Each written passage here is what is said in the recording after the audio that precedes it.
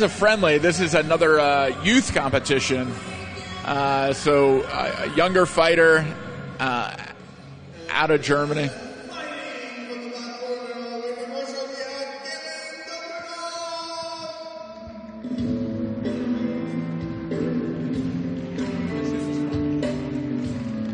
I didn't catch where this fighter's from. We're going to see it up on the screen sooner or later. I'm going to take a wild guess and say Russia, but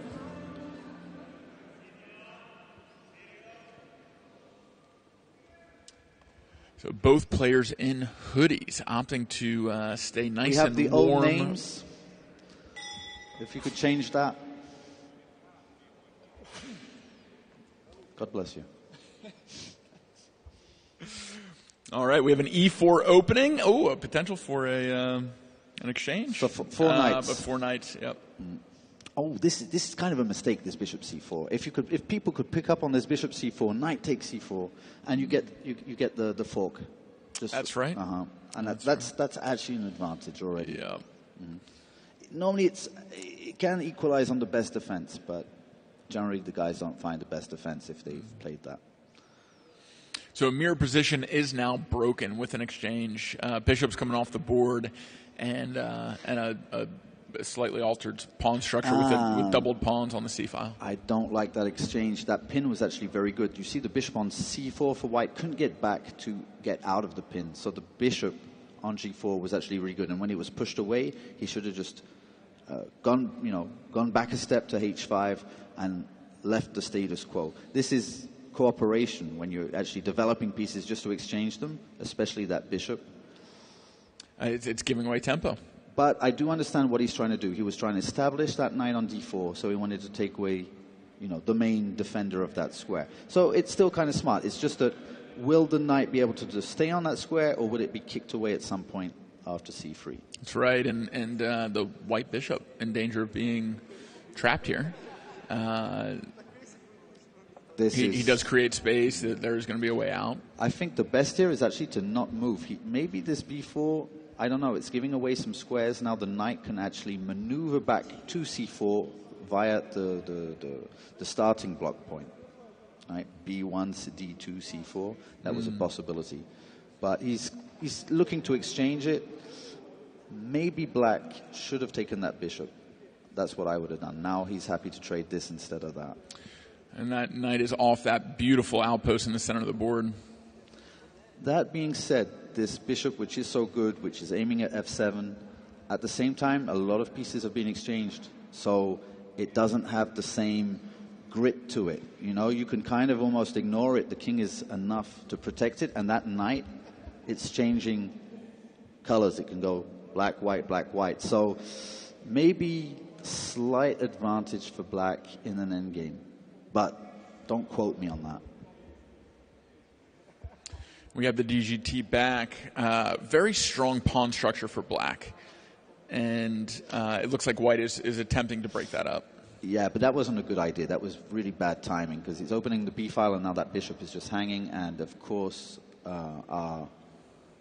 Semen Dobrunov, I'm imagining from Russia. And there's the bell. The first chess round is in the books. Our fighters will head to the ring, put on their gloves, and get to boxing. So clear advantage to black, going up a piece right before the end of that round. If I'm red, and now I'm thinking, okay, my opponent has an advantage on the board. I'm going to have to bring it in the ring. And like we saw with the earlier friendly, the youth fight, there's a lot of energy that comes out of the beginning of the rounds for kids, and I'm excited to see what kind of technique and what kind of is behind that energy, and what kind of matchup we're going to have here between Germany and Russia. For those who just joined us, Matt's alluding to a match we had a little bit earlier between two young females, yeah. And one with a beaming great smile before the fight. I mean, pretty incredible. Great technique in chess, great technique in boxing. It was. Yeah, and the friendlies that you're seeing in this World Championship are our youth division. In the past, we have had youth competitions. But with the numbers in this one and with the ability to match up specifically for more fair fights, we have opted for friendlies.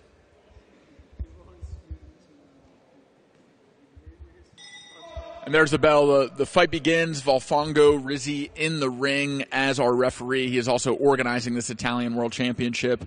Him and his team have done an incredible job preparing Riccione and inviting the world to come compete in the sport we love. And we're seeing a lot of action already. Blue having a slight advantage, backing red into the corner and firing off a combination. Very clean shots from our Russian boxer so far. Mostly defense and a little bit of counterplay from our German fighter with the red gloves. He just seemed ready to pounce on him at any moment. Yes, he is spring-loaded. He's very explosive.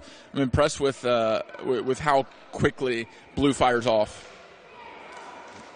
A little bit of an open-handed hook there. Yeah. Mm-hmm. You have to remain, within the rules. Clean and fast shots from red, too. I'd like to see him stabilize a little bit, set up some of his shots and what he can do. It looks like he has good technique as well. But he hasn't had time to express himself. Maybe he's just waiting for the guy to run out of steam a little bit to have his turn. Which it looks like it is happening to a certain extent. He has gassed out just a bit, just body language-wise. It doesn't look like he is being quite as aggressive or as technical. He's being a little more reckless, especially with that lead hook. He's opening up a lot before it happens. If Red can time a cross when that hook's coming and beat the Russian to the punch, he could land a really big shot that could turn the momentum of this fight. A bit of a breather.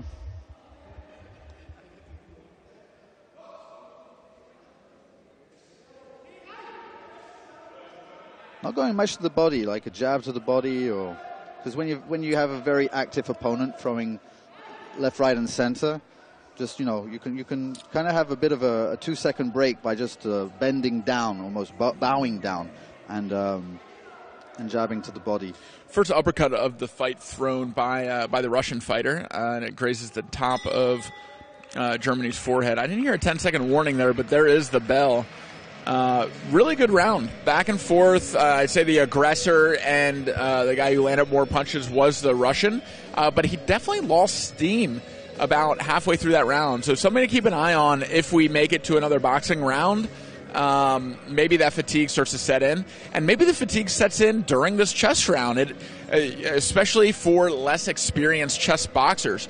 That kind of fatigue, high heart rate, adrenaline in your system can have a lot bigger of an effect than people think on the chess itself. I think they underestimate that. I think they only think, well, I'm going to just have to rest for 5 minutes, and then I'm going to be back in, and I'm going to be, the tank back up full. But no. The fatigue also works on the chess. Absolutely, yeah. If you're distracted by anything than what you're meant to be focused on while you're playing chess, if you're thinking about the last round, if you're thinking about how your shoulder hurts, if you're thinking about how you're breathing heavy, that's taking you away from calculation. It's taking you away from visualization and your ability to play chess. So being able to manage that state change, calm yourself down, refocus on the board is such an important skill for chess boxers. So yeah, strategically speaking, there's not much to be done here. Actually, even Black, if he wants, can kind of push it, bring the knight to f4. I think moving the knight would be a good idea for him. Activated, it's not doing much there. But it's just hanging there, and maybe just to play it first before you start pushing the pawn. But what he's doing is absolutely fine. That pawn on the open file right on the left-hand side, on the A file, is soon enough going to come rushing down the board. That's right. Would love to see it get active, maybe on that D7 square. A little bit of a trap. If he takes the rook, that queen is hanging. So, nice reaction. Yeah, that was a trap. That could have been a queen off the board, but Black sees it and responds appropriately. Black also enjoying a time advantage in this match, almost a minute ahead on time.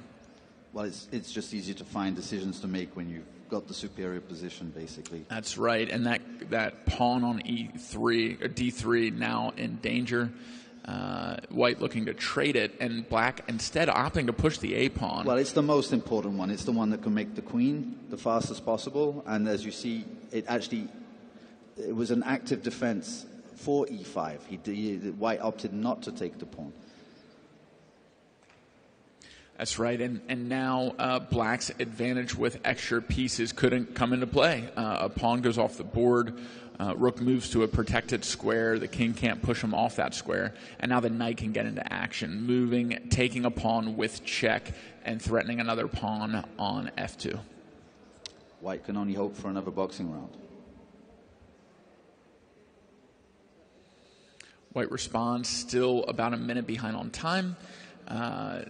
Definitely needs to be using all of his time, but also making sure he guarantees himself another boxing round, to Carl's point.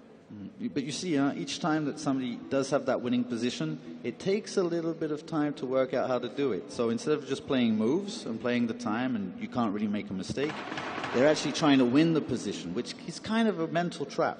That's right, and we have our 10-second warning. It looks like we are going to see another boxing round between these two young fighters, which everyone in the crowd is excited about. There's the bell, and we are about to see some more boxing action between Germany and Russia.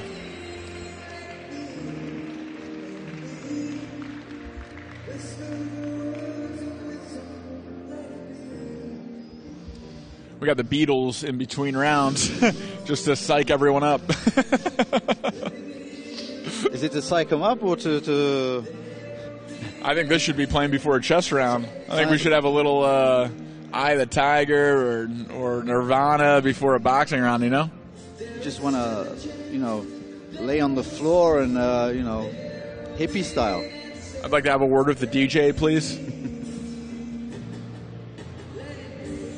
Volfongo found his way to the center of the ring. He's ready to start the round. Red fighter, Germany is prepared. Russia is now signaling that he's prepared. And we are seconds out from the second boxing round. Here we go. Gloves touch, good sportsmanship. And it looks like the blue fighter, the Russian, is fresh again, showing signs of the same kind of temperament and aggression as the beginning of the last round, but Germany matching it this time. Coming forward as well, clashing in the middle, landing some shots of his own. I see more confidence in the German fighter this round. I do too, but at the same time, I just love to see the difference in the mentality. And not trying to backpedal because you're winning on the chess, but actually just going straight forward, thinking, well, if I'm better at both, I'm definitely going to, do that. I'm just going to show my skills in both. And just a few seconds ago, Russia, seeing the aggression of Germany, steps back and throws a beautiful uppercut, catching the German clean on the chin, popping his head up. But it doesn't stop Germany from coming forward. As we see, he keeps coming forward. He has urgency. He knows Black is in the driver's seat of the chess game, and he needs to make something happen in the ring right now. Entering with a jab, pushing his opponent into the rope, but Russia smartly circles out. Good sidestep, pivot, and getting into more space. Good lead hook, keeping the German at bay. Potential low blows, quick warning, separation, and back to the action.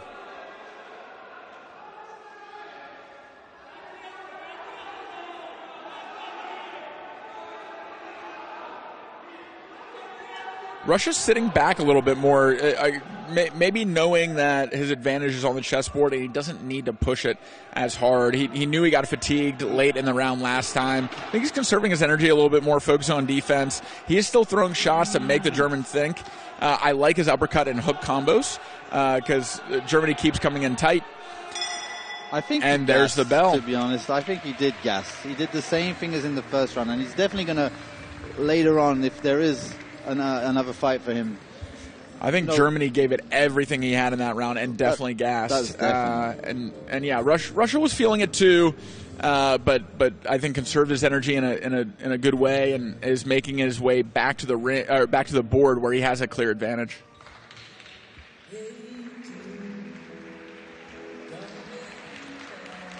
Germany feeling the effects, giving it his all, trying to end it in the ring, and heading back to the board where his fate is all but sealed.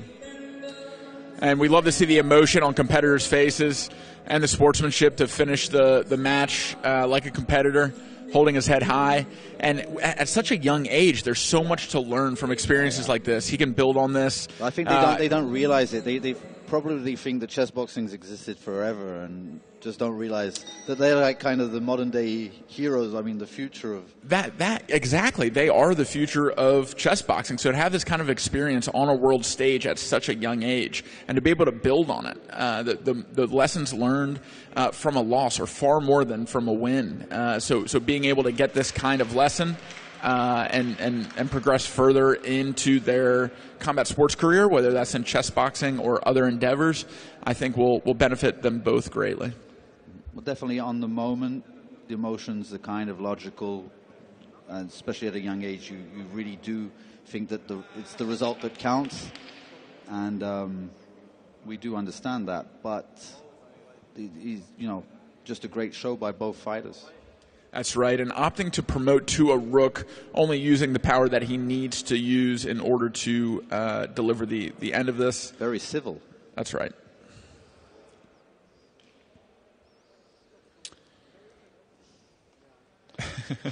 White making him work for it. Yeah, there's more than one way around it. Because of the pawns, it was a little bit of a tricky one, but not really. Yeah, 2 more moves should do the trick.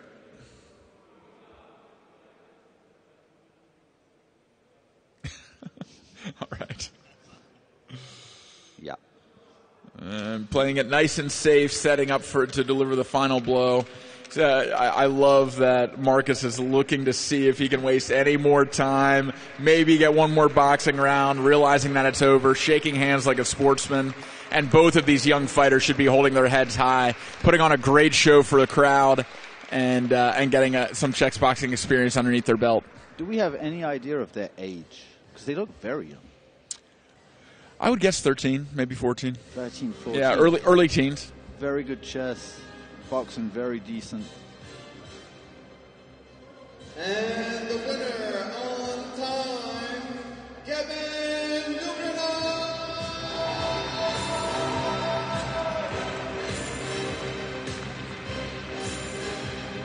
He'll forget it. He'll forget about it and look back in this a year from now, and just remember the experience that he's gained. Fighters exchanging words after shaking the